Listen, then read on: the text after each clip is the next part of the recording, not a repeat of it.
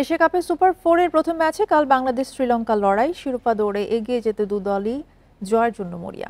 পঞ্চম বোলারের অভাব পূরণে টাইগার একাদশে বদলের সম্ভাবনা প্রবল। দুবাইয়ে কাল ম্যাচটি শুরু হবে রাত 8:30টায়। এ বিষয়ে আলোচনা করতে রাজধানী গুলশান থেকে যুক্ত হচ্ছেন সাবেক ক্রিকেটার ইশতিয়াক আহমেদ। জনাব ইশতিয়াক আহমেদ, আপনাকে স্বাগত জানাচ্ছি ইন্ডিপেন্ডেন্ট সংবাদে। শ্রীলঙ্কার বিপক্ষে গ্রুপ পর্বে বাংলাদেশ হেরেছে।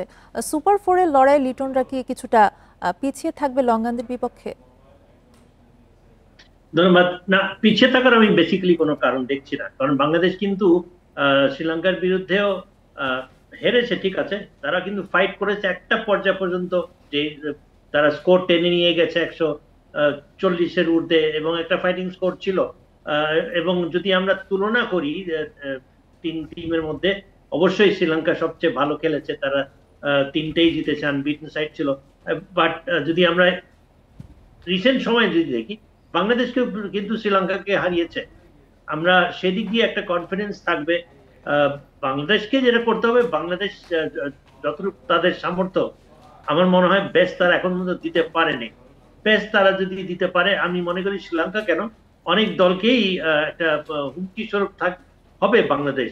But what they need to do is, আমার মনে হয় তাদের যা স্ট্রেংথ, বোলিং এর যা স্ট্রেংথ আছে, ব্যাটিং এর যা স্ট্রেংথ আছে, সেটা যদি পুরোপুরি ভাবে তারা কাজে লাগায়, আগামীকালের যে খেলাটা আমরা যেটা আফগানিস্তানের বিরুদ্ধে দেখেছি, দেখেন একটা জিদ নিয়ে খেলতে নেমেছে, এবং সেটা তারা তাদের ওপেনিং ব্যাটিং এ সেটা দেখিয়েছে যে তারা যদি করতে চায়, করতে পারে, যে একটা নির্দিষ্ট রান রেট বজায় রাখা, এবং আপনার যে ইনিশিয়াল ওভারসটাকে অ্যাডভান্টেজ নেওয়া, খেলার প্রথম থেকে ডমিনেট করতে পারার যে ব্যাপারটা, সেটা কিন্তু তারা দেখিয়েছে। কিন্তু তাদের মধ্যে সবকিছুই আছে। ইট ইজ জাস্ট দ্যাট ওই দিনে কালকে কিভাবে তারা, কি মেজাজে তারা নামে, তাদের মধ্যে সে একটা চাঙ্গা ভাব থাকতে হবে, যেটা আমরা দেখেছি আফগানিস্তানের বিরুদ্ধে। অসাধারণ তারা খেলেছে, তারা সেটা ইশতিয়াক আহমেদ, পুরোপুরি বোলিং ভাবে স্ট্রেংথের অ্যাডভান্টেজটা কথা নিতে পারেনি। বলছিলেন। আফগানদের বিপক্ষে পঞ্চম বোলারের অভাব কিন্তু ভুগিয়েছে। সেক্ষেত্রে লঙ্কানদের সঙ্গে লড়াইয়ে নিশ্চয়ই একাদশে পরিবর্তন দেখতে চাইবেন। ওয়েল ইয়েস, ফিফথ বোলার না ইয়ে করে হয়তো বা সে ঝুঁকিটা নেবে না। তবে আমি, অনেকে হয়তো বলছে যে ফিফথ বোলারের একটা অভাব ছিল। দেখেন, তার আগে কিন্তু শামীম পাটোয়ারি এবং সাইফ হাসান কিন্তু ভালো বোলিং করেছে। শুধু দুইজনের সম্মিলিত একটা ইয়ে তারা আশা করতে পারে যে তারা এই খেলাতেও ভালো করবে, হয়তো বা করে নাই। But that does not mean যে তারা তারা ফিফথ বোলার না, তারাও কিন্তু পার্ট টাইম বোলার। হাউএভার, আমার মনে হয় আগামীকাল সেই ঝুঁকিটা হয়তো বা নেবে না।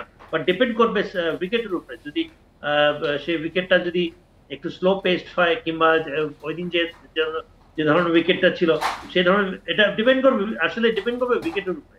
যদি উইকেট ওরকমই হয় যে হ্যাঁ ঠিক আছে, আপনাকে 3টা স্পিনার নিতে হবে, তো সেক্ষেত্রে তারা 3টা স্পিনার নিয়ে যাবে। সেক্ষেত্রে হয়তো বা তানজিম সাকিব হয়তো বা খেলবে না, কারণ Tanzim Sakib is one allrounder, যে কিনা আমি আশা করছিলাম খেলবে।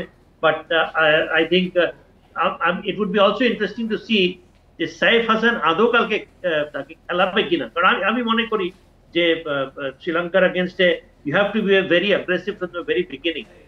ইয়েস, সাইফ হাসান ভালো খেলেছে, আগ্রেশন কিছুটা দেখিয়েছে, বাট যদি পারভেজ ইমনকে খেলায়, পারভেজ ইমন তার তার স্বভাব চরিত্র যদি খেলাটা যে খেলতে পারে, তানজিদ তামিম এবং পারভেজ ইমন আমরা দেখেছি অলরেডি যে তারা মোটামুটি ভাবে ইফেক্টিভ একটা ওপেনিং পার্টনার।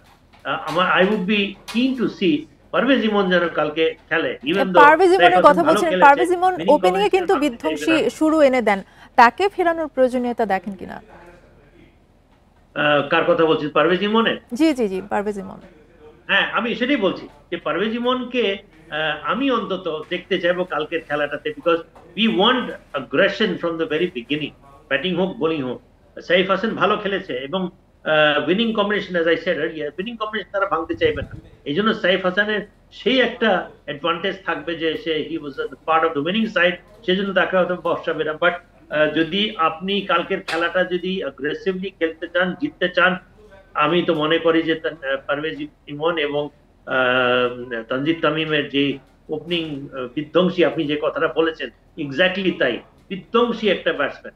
সুতরাং লেটস সি, সিলেক্টররা বেটার বুঝবে। আমি I would be happy to see Parvez Emon opening with Tanzid Tamim. সবকিছু মিলে আসলে বাংলাদেশ কি যেতে পারবে ফাইনালে? সম্ভব মনে হয়? দেখেন, অসম্ভব কিছুই না। T20 খেলা, বাংলাদেশ সবাইকে হারিয়েছে, পাকিস্তানকে হারিয়েছে, ইন্ডিয়াকে মনে করতে পারছি না যে ইন্ডিয়াকে টি-20-তে কবে হারিয়েছি আদৌ হারিয়েছি কিনা, বাট শিওরলি এনাফ। এবং অবশ্য ইন্ডিয়া এখন যে ধরনের খেলা খেলছে, যে একটা পর্যায়ে চলে গেছে, it will be very difficult to beat India.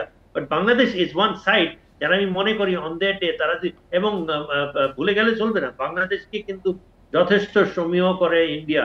ইন্ডিয়ার সাথে যে কটা খেলা হয়েছে, আমি মনে করি যে বাংলাদেশের সাথে অন্যান্য দলের যত না ফাইটিং খেলা হয়েছে, ইন্ডিয়াকে বাংলাদেশ ফাইট আরো বেশি দিয়েছে। সেই জন্য আই থিঙ্ক বাংলাদেশের মধ্যে সেই উপকরণগুলো আছে।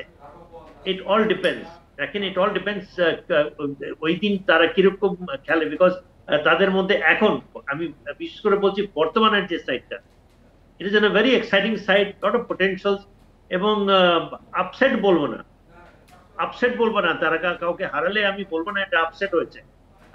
আশা করতে পারি এবং আশা করা উচিত হবে যে তারা ভালো খেলে, তারা যেন জেতার মতোই একটা দল বাংলাদেশের। একদমই তাই, আমরা সকলেই আশাবাদী। আপনাকে অসংখ্য ধন্যবাদ আমাদের সাথে যুক্ত হবার জন্য।